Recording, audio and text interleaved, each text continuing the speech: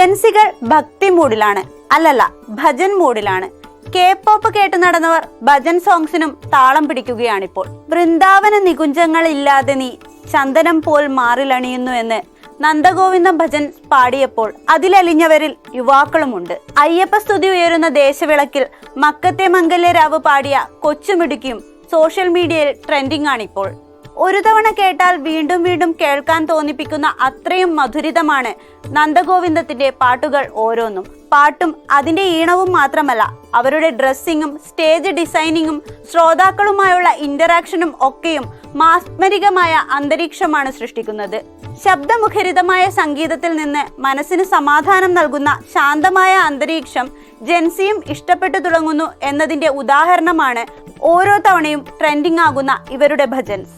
സാമൂഹിക സമ്മർദ്ദങ്ങൾ വർദ്ധിച്ച ഇന്നത്തെ കാലത്ത് യുവതലമുറ മാനസികാരോഗ്യത്തിന് പ്രാധാന്യം നൽകി തുടങ്ങി എന്നാണ് പഠനങ്ങൾ പറയുന്നത്. ഉത്കണ്ഠ കുറയ്ക്കാനും ശ്രദ്ധ കേന്ദ്രീകരിക്കാനും സഹായിക്കുന്ന ലോഫി ഗാനങ്ങൾ, ധ്യാന സംഗീതം, ഭജനകൾ പോലുള്ള ആത്മീയ ഗാനങ്ങൾക്ക് വലിയ സ്വീകാര്യത ലഭിച്ചു. ഈ പുതിയ തരംഗത്തെ സസന്തോഷം സ്വീകരിച്ചുകൊണ്ടാണ് ഭജൻ സംഘങ്ങൾ യുവാക്കൾക്കിടയിലും സ്വാധീനം നേടുന്നത്. ഭജന സംഘം എന്നതിലുപരി ഭക്തി സംഗീതത്തെ പുത്തൻ ട്രെൻഡുകളുമായി സമന്വയിപ്പിച്ചുകൊണ്ട് ഒരു പാരലൽ സംസ്കാരം ഇന്ത്യയിൽ വളർന്നു വരുന്നു എന്നാണ് റിപ്പോർട്ടുകൾ. കേരളവും ഈ ട്രെൻഡിന്റെ ഭാഗമാകുന്നു. അതിൽ മുൻപന്തിയിൽ തന്നെ 25 വർഷത്തിലധികം പാരമ്പര്യമുള്ള നന്ദഗോവിന്ദം ഭജൻസ് എന്ന സംഗീത കൂട്ടായ്മയുമുണ്ട്. തൃശൂർ എടവിലങ്ങിൽ നടന്ന ദേശവിളക്ക് ഉത്സവത്തിലാണ് അനന്തജ്യോതി എന്ന മിടുക്കി മക്കത്തെ മംഗല്യരാവ് എന്ന പാട്ട് പാടിയത്. ഖദീജ ബീവിയെ കുറിച്ച് പാടുന്ന അയ്യപ്പ ഭക്തരെ മലയാളക്കരയാകെ ഏറ്റെടുത്തു. കെട്ടിട നിർമ്മാണ തൊഴിലാളിയായ ഗോപാലൻ എന്ന പ്രതീഷ് താൻ അംഗമായിരുന്ന ഓം സച്ചിദാനന്ദ എന്ന ഭജന സംഘത്തിനു വേണ്ടി 9 വർഷം മുൻപാണ് ഈ വരികൾ എഴുതിയത്. ഈണമിട്ടതും ഇദ്ദേഹം തന്നെ.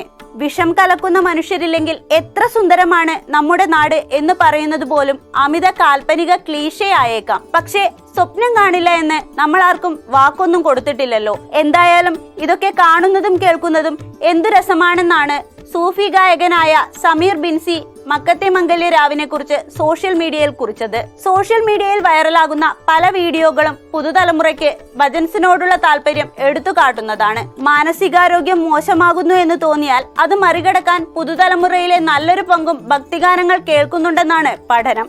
പാട്ടിന്റെ താളവും ഭാവവും ആ കൂട്ടായ്മയും അവർക്ക് ആശ്വാസവും സന്തോഷവും നൽകുന്നുവെന്നും വിലയിരുത്തലുണ്ട്. ഈ വിശകലനങ്ങളെല്ലാം ശരിയാണെന്ന് ഒരു പരിധിവരെ തെളിയിക്കുന്നതാണ് ഭജൻസ് കേൾക്കാൻ ഒത്തുകൂടുന്നവരുടെ തിരക്ക്.